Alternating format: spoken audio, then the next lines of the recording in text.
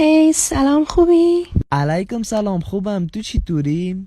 خوبم تشکر. چی کاربار میکنی جذابک؟ از من صادرات و واردات است. بشک تجارستی؟ صادرات و واردات چی رو میکنی؟ سودا را از بازار به خانه وارد میکنم و کثافات را از خانه به کوچه صادر میکنم. برو گم که خدا، من گفتم خیلی تجار هستی، بلاک هستی.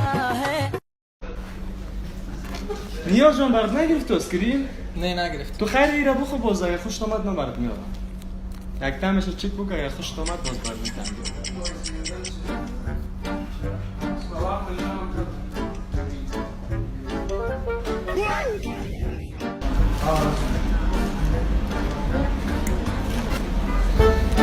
مزه کد نیاز جان؟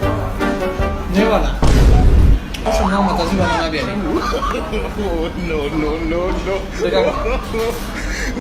سکندر یک دختر در گروه به نام دنیا نو آمده دیدیش؟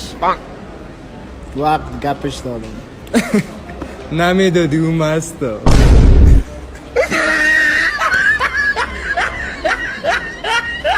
جان نفشی مقار کده نفشی جان جگرم جگرو هلو بیگه بزن ما بیگه بزن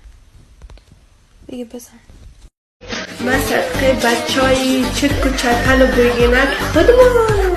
خاک در سر دخترای خارجی، من صدقه کج کور قیچ گنده ذوق خودم. Susmaz gönlüm